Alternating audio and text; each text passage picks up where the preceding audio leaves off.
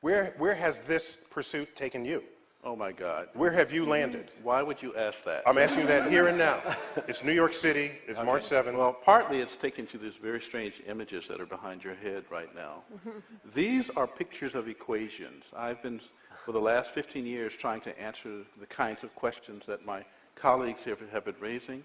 And what I've come to understand is that there are these incredible pictures that contain all the information of a set of equations that are related to string theory. And it's even more bizarre than that, because when you then try to understand these pictures, you find out that buried in them are computer codes, just like the type that you find in a browser when you go surf the web. And so I'm left with the puzzle of trying to figure out whether I live in the matrix or not. Wait, you're blowing my mind at this moment. So you're saying, are you saying your attempt to understand the fundamental operations of nature leads you to a set of equations that are indistinguishable from the equations that drive search engines and browsers on our computers? That is correct. So, wait, I have to just be silent for a minute here. So you're saying as you dig deeper, you find computer code writ in the fabric of the cosmos? Into the equations that we want to use to describe the cosmos, yes. Computer code? Computer code, strings of bits of ones and zeros. It's not just sort of resembles computer code, you're saying it is computer code. It's not even just is computer code, it's a special kind of computer code that was invented by a scientist named Claude Shannon in the 1940s. That's what we find very, very deeply inside the equations that occur in string theory, and in general in systems that we say are supersymmetric. Okay. Time to go home, I think. Where are we going to go? So are you saying we are all just, there's some entity that programmed the universe, and we're just expressions of their code? Well, I didn't say that. Some of those like the Matrix? That's what you said. Some of those codes are showing on the screen behind you right now. They don't look like codes, but these pictures, which we call adinkras, are graphical representations of sets of equations that are based on codes. So this is, in fact, to answer your question more directly, I have in my life come to a very strange place, because I never expected that the movie The Matrix might be an accurate representation of the place in which I live. Jim,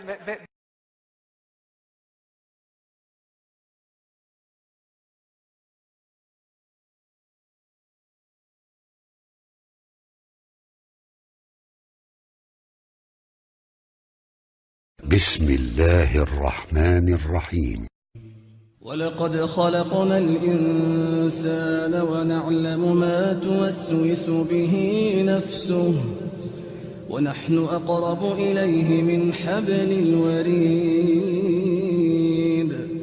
إذ يتلقى المتلقيان عن اليمين وعن الشمال قعيد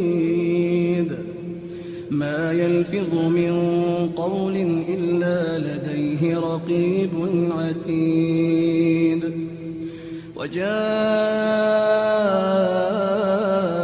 سكرة الموت بالحق ذلك ما كنت منه تحيد ونفخ في الصور ذلك يوم الوعيد وجاءت كل نفس معها سائق وشهيد لقد كنت في غفلة من هذا فكشفنا عنك غطاءك فبصرك اليوم حديد وقال قرينه هذا ما لدي عتيد ألقيا في جهنم كل كفار عنيد مناع للخير معتد مريب الذي جعل مع الله إلها آخر فألقياه في العذاب الشديد قال قرينه ربنا ما أطغيته ولكن كان في ضلال بعيد قال لا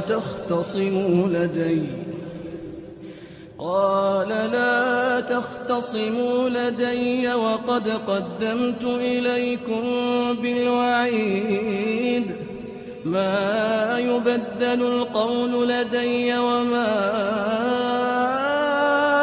أنا بظلام للعبيد يوم نقول لجهنم هل امتلأت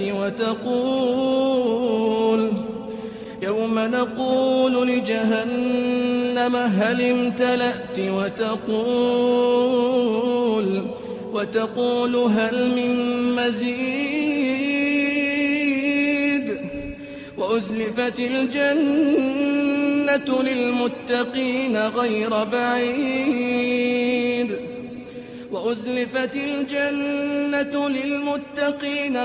بعيد هذا ما توعدون لكل أواب حفيظ من خشي الرحمن بالغيب وجاء بقلب منيب ادخلوها بسلام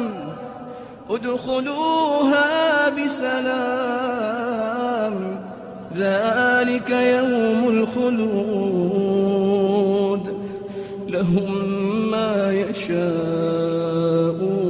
فيها ولدينا مزيد وكم أهلكنا قبلهم من قرن هم أشد منهم بطشا فنقبوا في البلاد هل من محيص إن في ذلك لذكرى لمن كان له قلب أو ألقى السمع وهو شهيد ولقد خلقنا السماوات والأرض وما بينهما في 6 أيام وما مسنا من لغوب فاصبر على ما يقولون وسبح بحمد ربك قبل طلوع الشمس وقبل الغروب ومن الليل فسبح وأدبار السجود واستمع يوم ينادي المناد من مكان قريب يوم يسمعون الصيحة بالحق ذلك يوم الخروج إنا نحن نحيي ونميت وإلينا المصير يوم تشقق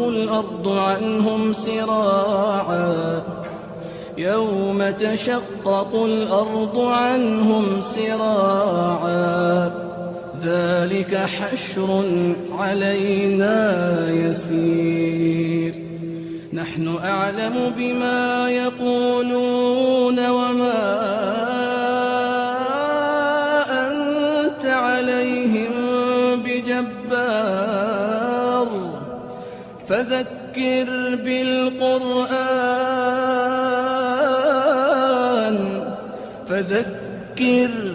بالقرآن من يخاف وعيد.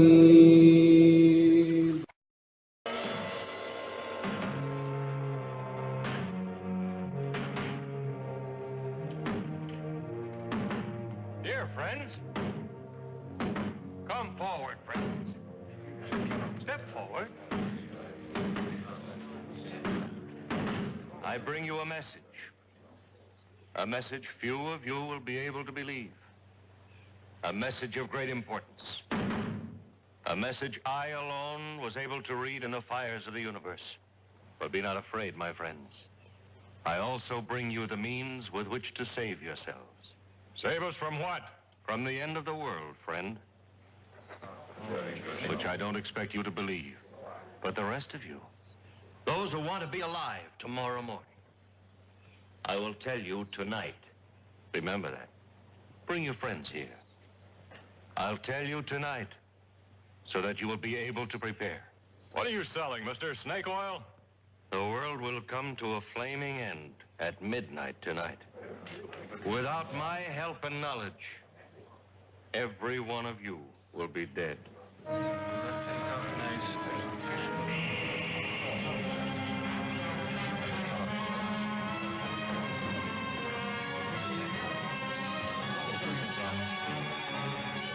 He's gone.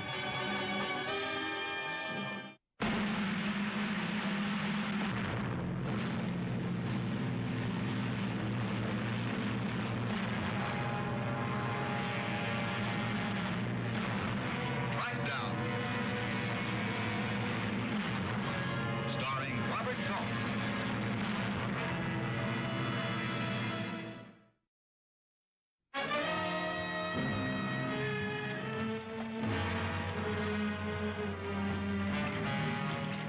You ought to keep riding, mister.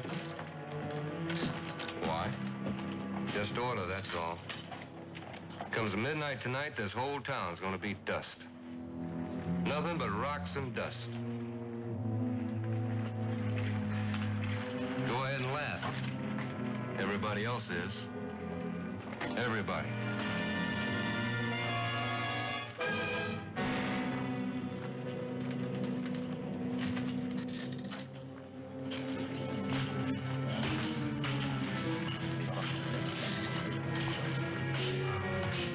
Morning. Cup of coffee, please. Right away.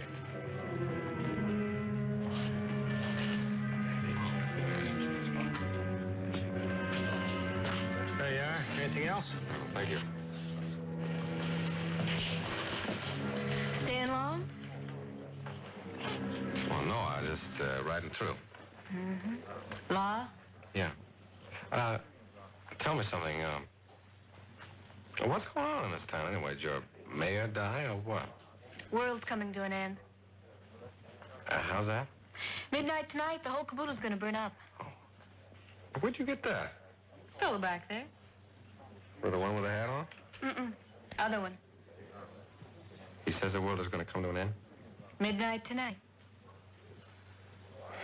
Where's he from? Drove in this morning. Wagon out front. Got a name? Trump. I bet it fits. Everybody in town know him? Mm-mm. But they're all willing to believe what he says. Well, they're not gonna stop up their ears. He's supposed to give us the whole story tonight. Well, I don't believe I'll wait till then. Excuse me. But folks back there think differently. Well, do they know what's going to happen? Oh, some of them, they've been told. Yes, sir. Good morning.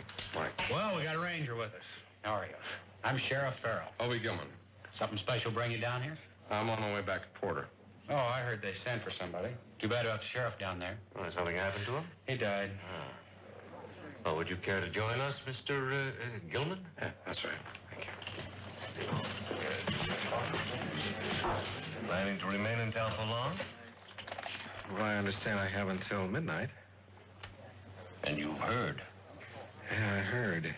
Your name is Trump? Dr. Walter Trump. D-U-M-C-S-S-R. Oh, that's a whole bunch of letters. Just a few of the degrees that have been conferred on me. Would you mind running through them again for me? D.U. is Doctor of Universe. M.C. Master of Cometry. S.S.R. Student of Stellar Reactions. Well, how do you figure that the world is going to end? Well, that's really quite simple. According to my calculations, tonight, November 14th, the Earth will either collide with or come into close proximity to a comet. In any event, the outcome will be disaster. A cosmic explosion will end all. But the end may come by other means. How do you see it? By means of this. Uncounted millions of these. This is a meteorite. Iron ore from out of space. They will rain on the Earth like pepper on an egg. Each one red hot, traveling at speeds in excess of millions of miles an hour. Molded by their passage into unstoppable bullets. But you can stop them, huh? I can, sir.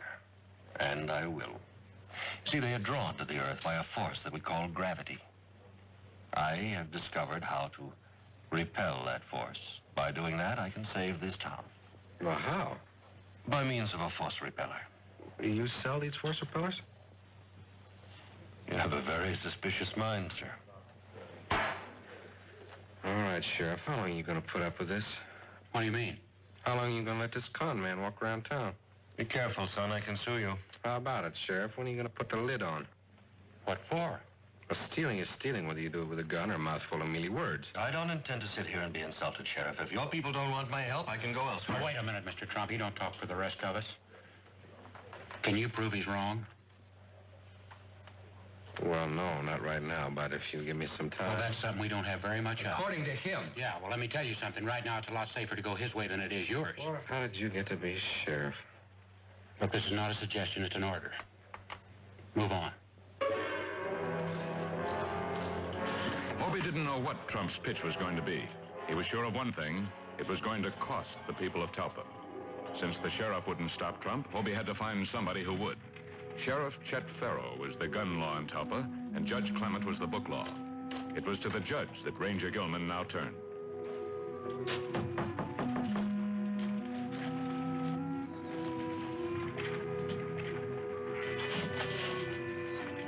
Yes. Judge Clement? That's right. My name is Hobie Gilman. I'd like to talk to you. Oh, come on in. Sit down.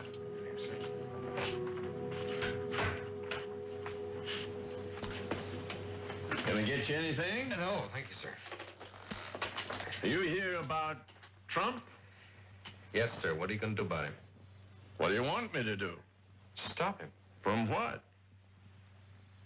from taking the town. Can you prove that that's what he has in mind? Well, it's obvious. But can you prove it? In order to arrest him, the sheriff has to have a charge. And Trump hasn't given him a thing to go on. What side are you on? The law? Oh, I know how you feel. Maybe I agree with you. But the law is the law. It's got to be kept. What if I take him? On what charge? Fraud. Don't you see, he's not exactly guilty of fraud. Well, what about the meteors and the comet and all whatnot? You might not like it, Mr. Gilman, but he's right. There could be a meteor rain tonight. The Leonids are due. The what? The Leonids. It's a shower of meteors. There's a book about it around here someplace if you want to look at it. No, thank you, sir. I'll take your word for it. Look here, son. I live here. I know these people pretty well. And right now, there's nothing in the world could change their minds. And anybody who tries to could end up getting hurt. They're not going to listen. Well, what if he starts a panic? It could happen. Well, sure. You might as well try to spit out a forest fire. Well, there's got to be some way to stop him. Well, if there is, I don't know it. It's a funny thing. Sir? When we were kids, we were all afraid of the dark. And we grew up, and we weren't afraid anymore, but it's funny how a big lie can make us all kids again. Hobie had checked the town. The people were ready to believe. Like sheep, they ran toward the slaughterhouse. And waiting for them was the high priest of fraud. I am the only one. Just me. I can build a wall around your homes that nothing will penetrate. What do we do? How do we save ourselves? You ask, how do you build that wall? You ask, and I'm here to tell you.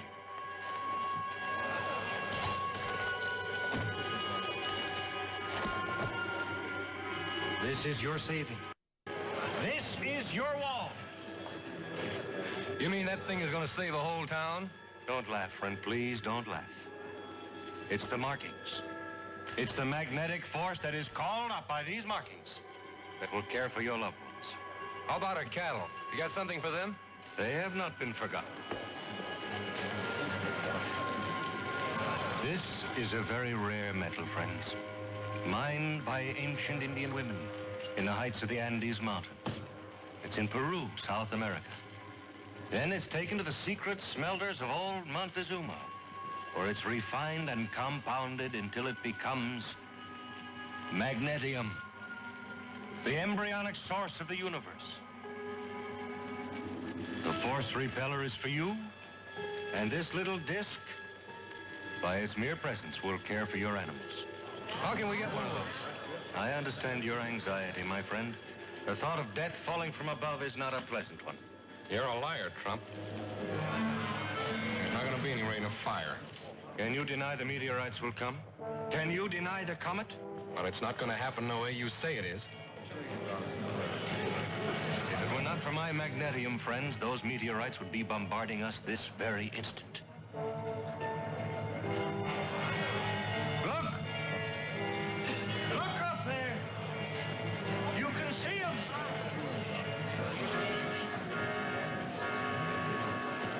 By the billions, you can see them!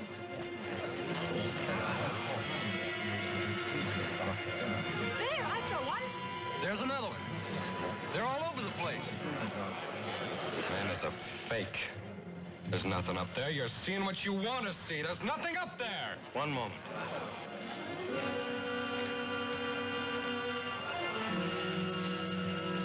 I hope to convince you without this.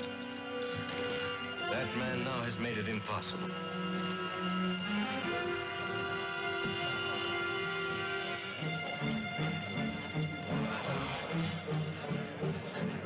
This is no longer under my protection.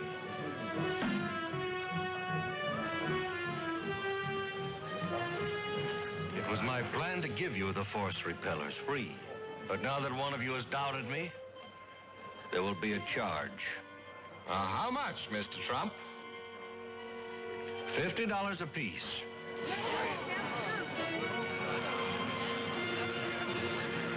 Mister, he ain't one of us. We don't even know him. Please. It's a lot of money, Trump. It'll go up with every word.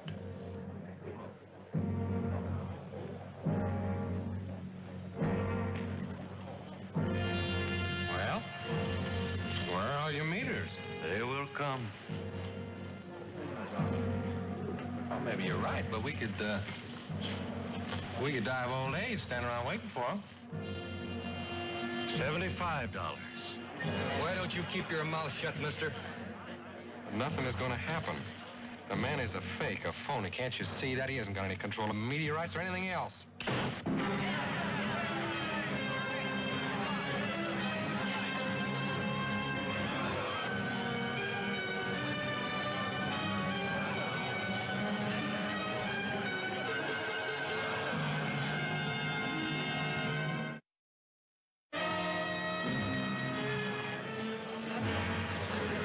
I don't have very many, folks, and they're $75 each. Don't waste your money. It's a fake. Can't you see that? Haven't you said enough already, mister? Now get out of here before somebody kills you.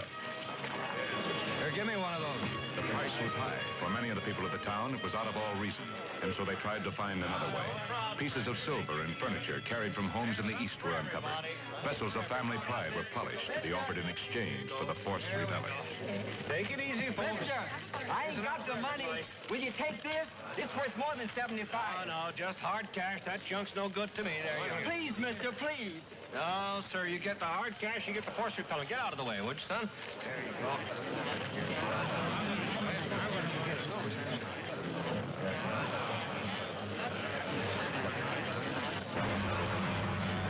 The bank!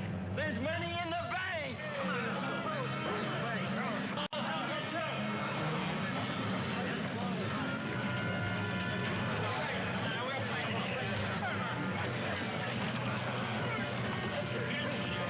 Sheriff Farrow had seen mob panic before, and always he'd been able to stay out of its way.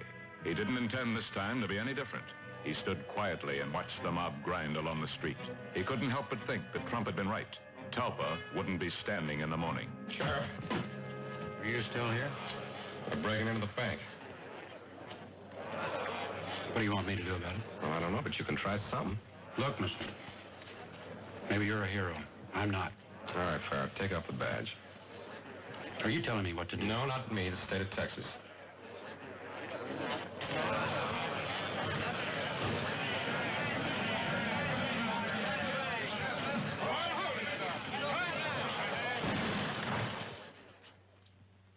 Now, I'm going to give you 10 seconds to clear this room, and I'm going to start shooting. We need the money in there. You're not going to get it. We got our families to think about. Tomorrow morning, they won't even look at you. They'll be too ashamed. Get the banker. He can open the safe. We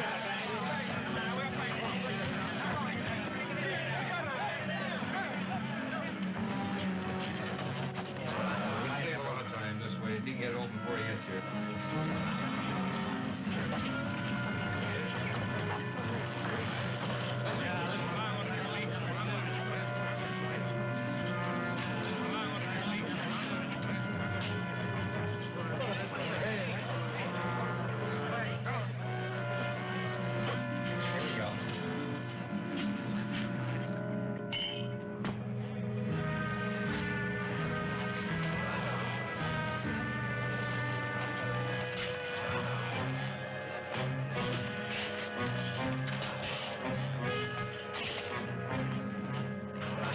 Told you to stay out of it.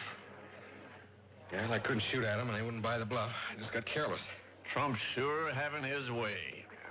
Most of the people in town have got those umbrellas, and he's still got 20 minutes till midnight. And when the town doesn't burn down, who's going to get the credit? They had no way of knowing it, but Trump didn't want the credit. He had what he did want: the town's money and a fresh horse. Hobie had been ready to give up. If Talpa didn't want his help, he wasn't going to stand against it. But with the judge's words pushing at him, the ranger decided to have one more try at stopping the entire affair. In order to do it, he had to find the con man before he left town. Aren't you going to stay for the fireworks? Huh? Looks like you're going to go before everything's done. I've done all I can for Talpa. Figure it's time for me to be moving on. Well, I think you ought to wait. That's where you and I disagree. You're under arrest, Trump. What charge? Well, you write it any way you like. Grand theft, fraud, I think a jury will find it stealing. How do you expect to prove it? You and I are going to be right here after midnight. Ranger, there must be a couple few things that you don't have because maybe they're a little too expensive. I suppose I was to give you, say, a quarter of this. Be just about $1,250. Huh? I'll go up to half. $2,500. Man could live almighty good on $2,500 anywhere in the country. $2,500 just for getting here, say, 15 minutes too late. Help yourself. I'll take it all, Trump.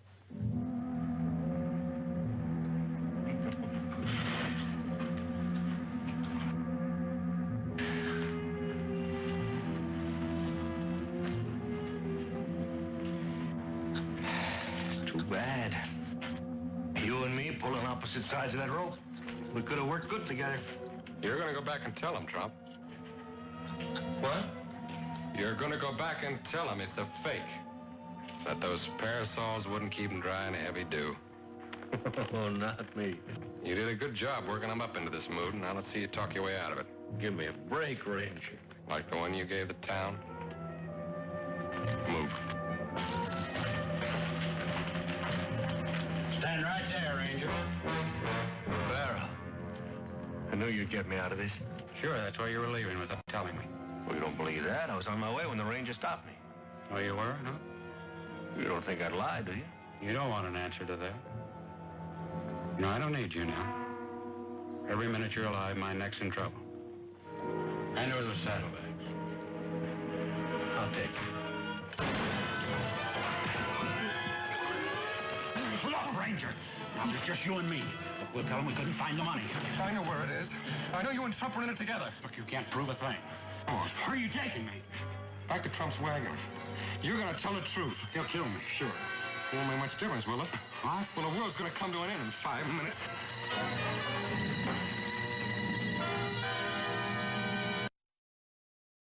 Hobie took the sheriff back to the mob.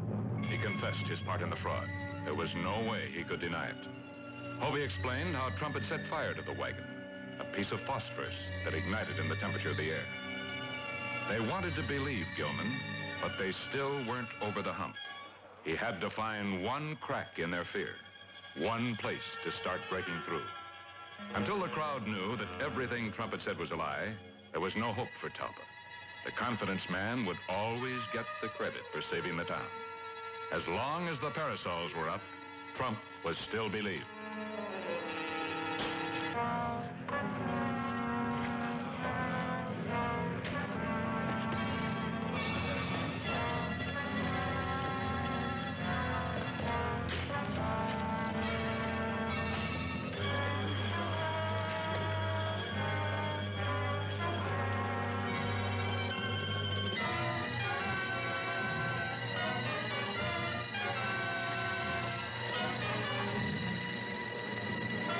It's after 12!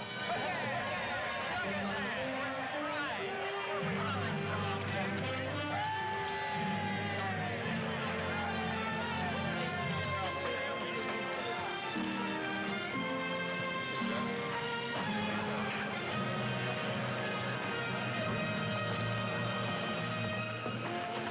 Well, you did it, Hobie. I didn't think you would. Still standing. You know, watching you talk, looking at them. There was just one thing that bothered me. If you'd have been wrong, I didn't have a parasol.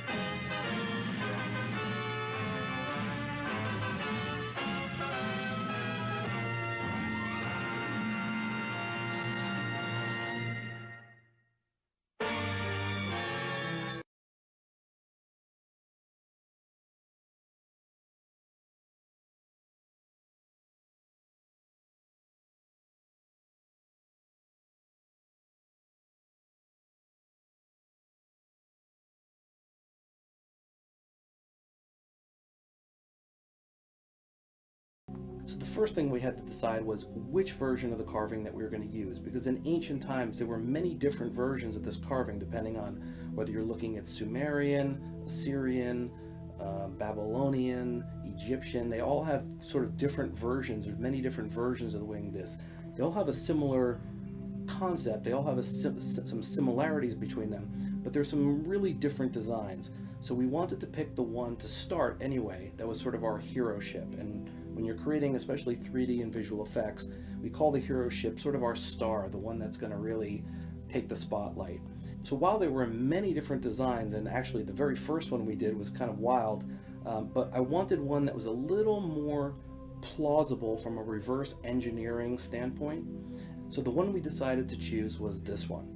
And when you're creating visual effects like this, we'll typically start by creating a 3D model. And to create a 3D model, you sort of need a little more information than just a flat-on, one-perspective drawing. And although in this case we really don't have a whole lot, so we had to look at many different ancient carvings, ancient drawings, and any kind of reference that we could dig up. But the main characteristics that you'll see with most of these depictions is that they all have a centralized disc, which is the sun disc, and then they'll all have some sort of wings. In addition to these, many of them have either snakes or little claws at the top front, which we thought were a really interesting design.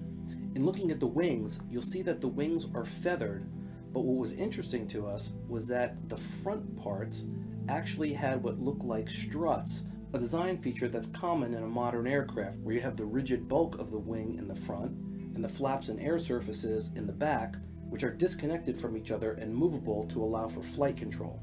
So our first goal was to create this exact carving in such a way that it would create a feasible or plausible flight-worthy design. Number one, just taking into account modern aerodynamic design, for the most part we kept with smooth, rounded front edge surfaces. And like on a modern aircraft, we taper those as they get to the back of the wing. You can see in some of these centralized disc portions that there seem to be sort of multiple areas, and some of the other ancient reference that we'd seen had some designs that were slightly bulbous or even cigar shaped. Again, we wanted to keep this as true to the original design as possible. So once we finished the first concept for the design, which looked pretty spot on the original carving, we noticed that the ancient carvings had many feather-like flight surfaces, all stacked next to each other, rather than the few flight surfaces like on a modern aircraft. The other thing that kind of came to mind is that these are really big, long wings, which would be really great for flying or sort of atmospheric flight, but really don't make a whole lot of sense when you think about it, because they wouldn't be great for vertical flight up through the atmosphere and out into space, unless of course the whole ship, wings and all, had to be rotated 90 degrees to be able to launch, which also seems a little strange. But then the obvious idea struck us. These feathers were very much like the blades of a fan that could fold together very easily. We also realized from some of the carvings that some of these front-end struts look like they're multi-sectioned. From this, we came up with the idea that perhaps the wings fold in at some point for different kinds of flight. We have many modern aircraft, such as fighter jets, that modify the wing position depending on what type of maneuver they're trying to do. So we went back to the drawing board and we recreated the entire design into a version where the front struts telescope out and pull the blades of the wing out from inside the ship, somewhat like a Chinese paper fan.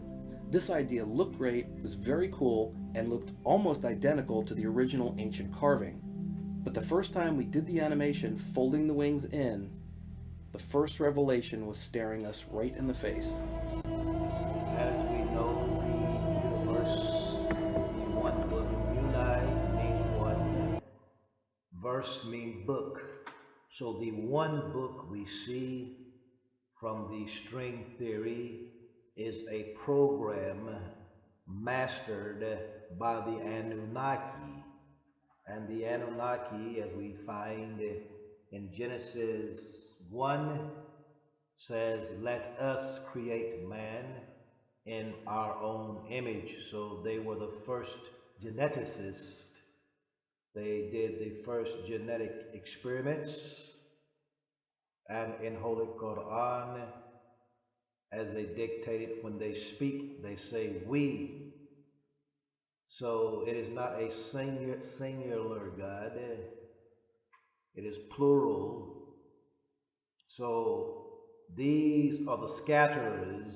Surah 51, Holy Quran, speaks of Abraham's honored guest, and the lateral base of the four sides of the Great Pyramids are at 51 degrees.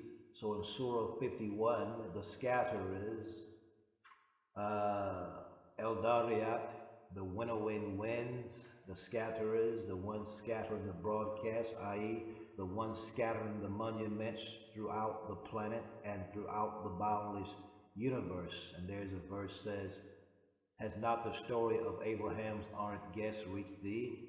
These were the same honored guests who came to Abraham and Lot in the time of Sodom and Gomorrah.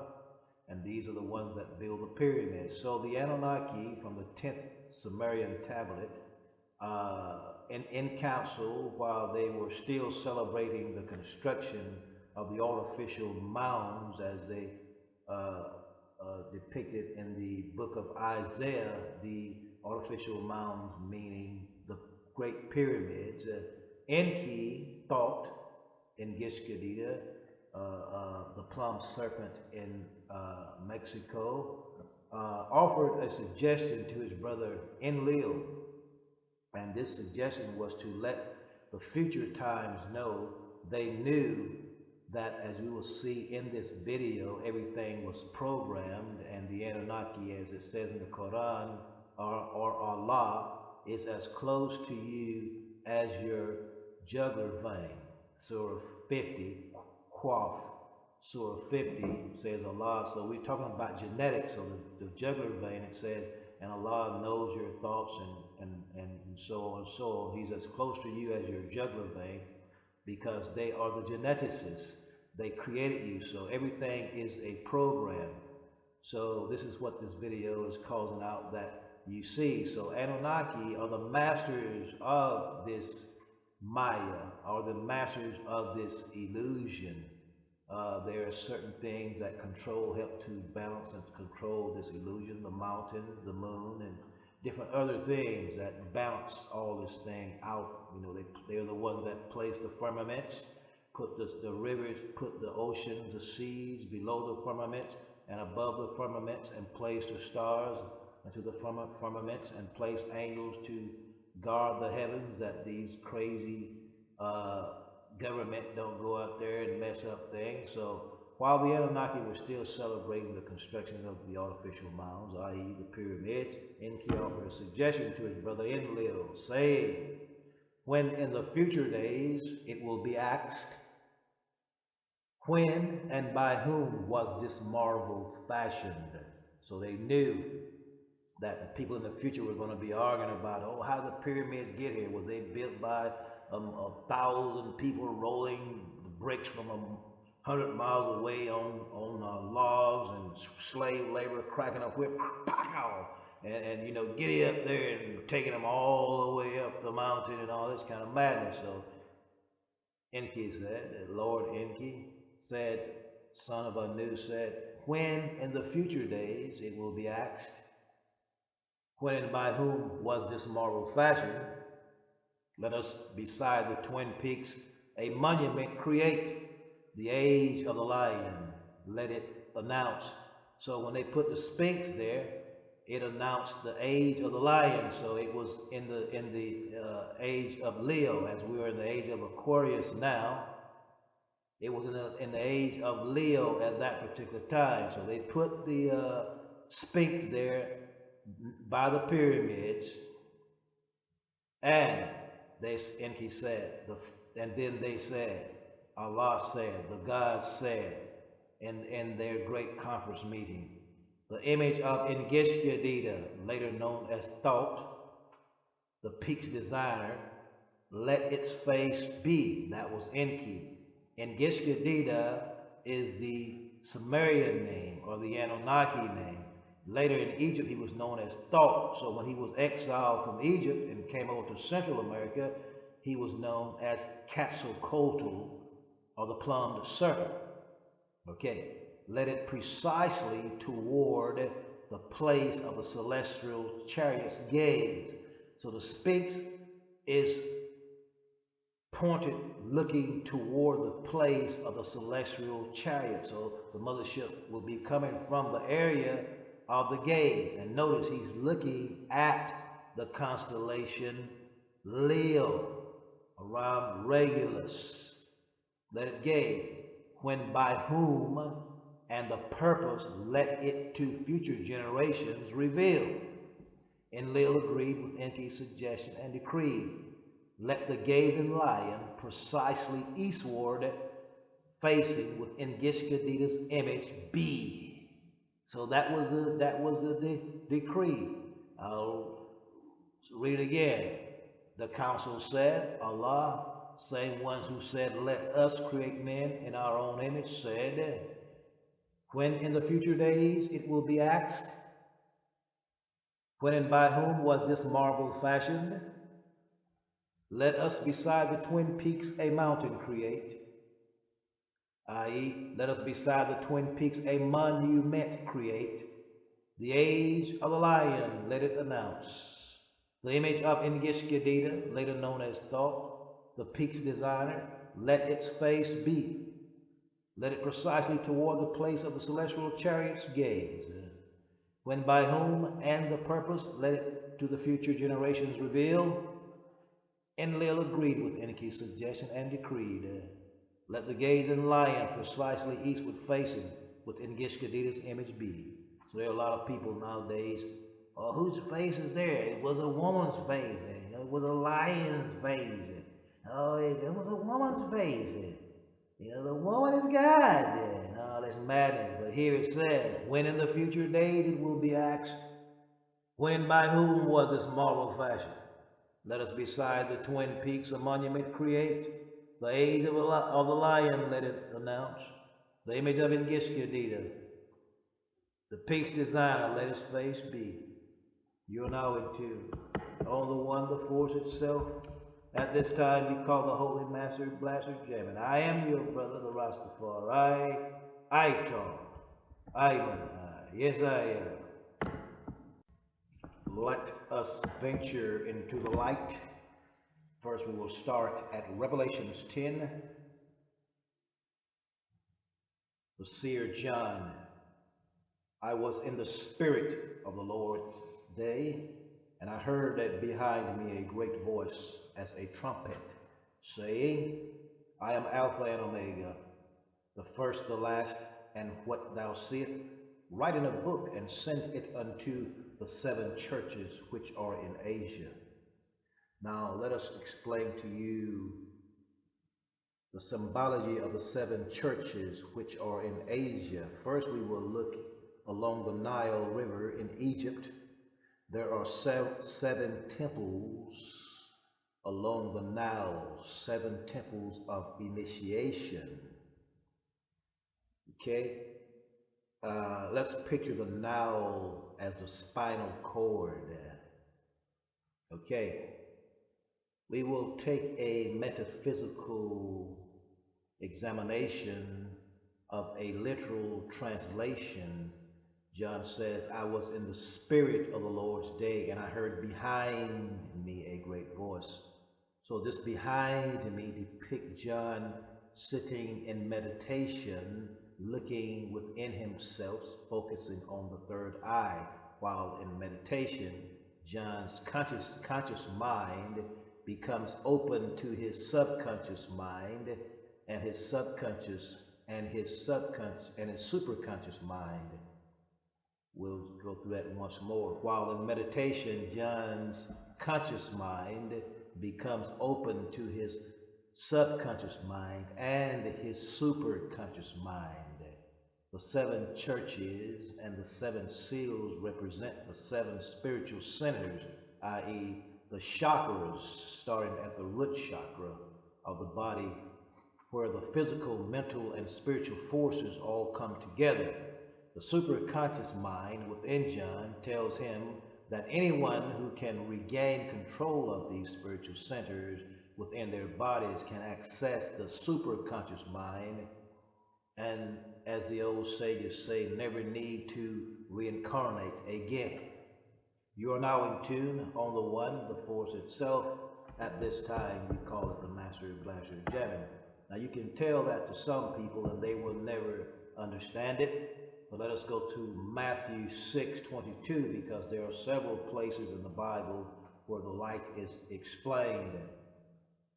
The light of the body is the eye. We're in Matthew 6:22. The light of the body is the eye. If therefore thine eye be single, thy whole body shall be full of light. As you go into meditation, you look within yourself, focusing on the third eye. You get to a point where your body is full of light, your consciousness is light, and your eye be single. Note you are not looking through your 2 eyes, so your eye becomes single, your body becomes flooded with light. So let's travel on to Genesis 32, chapter 32, 29 to 30th verse. And Jacob asked him and said, tell me, I pray thee, thy name. You know, Jacob had went up on the ladder, traveled the ladder, and the ladder is symbolic, again, of your spinal cord. There are 144,000 nerve branches that runs from your spinal cord. These are the 144,000 that will be redeemed.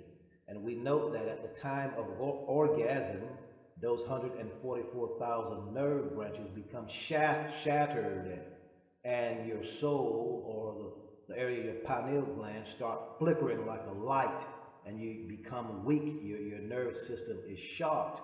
So meditation calms the nerve. He leadeth me beside the still waters. He restoreth my soul. The number 2023 is a resonant number of Sirius. You will find this in my work. the Lord is my shepherd. The spinal cord usually represents the staff. The staff in the Bible usually represents the spinal cord. Notice the medulla oblongata, the knot there is a tip, the top of the staff.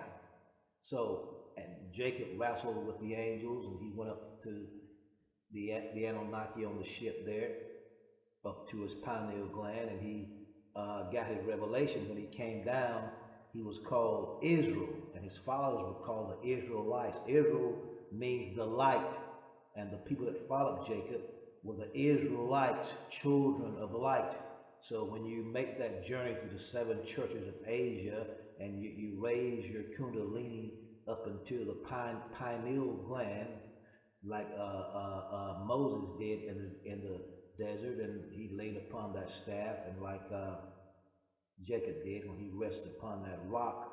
You know, Peter was called a stone, the same stone that the church was built upon.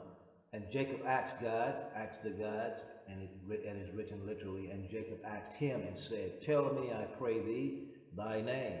And he said, wherefore is it that thou doest ask after my name? And he blessed him there. And Jacob called the name of the place Peniel, for I have seen God face to face, and my life is preserved. So he's seen God face to face, just like Brother John did on the Isle of Patmos. Patmos was a desolate place. There was nothing growing out there. So like the Grand Canyon area, there's nothing growing there.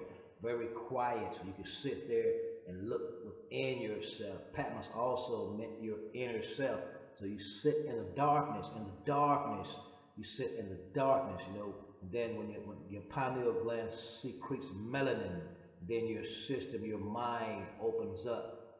You know, the DMT flows, and you see, and you see, and you see. So we're going to go down. We're going to read that once more where you can see it. And Jacob asked him and said, tell me, I pray thee, thy name. Let me know your name, Lord. And the Lord said, wherefore is it that thou doest ask after my name? And he blessed him there. And Jacob called the name of the place Peniel, for I have seen God's face, and my life is preserved. So he leaped beside the still waters. He restored my soul. So you preserve your life when you meditate. When you become celibate, you still the waters. He leads you beside the still waters. So you are preserving your life. You're preserving the life force. And Jacob said, and my life is preserved. Matthew 4, chapter 16 verse, and people who sat in darkness have seen the great light. So you go into the darkness. You know, you just say the sun's going down in the afternoon, all the lights are out, you sit down in your second place, and you look within yourself into the darkness, and you see the light. Matthew 4 and 16 say, the people who sat in darkness have seen a great light. And for those who live in the land where death casts its shadows, a light has shined. You are now in tune on the one, the force itself. At this time, we call it the Holy Master Blaster Jamming. I'm your brother, the Rastafari. I talk. I'm I. Yes, I am.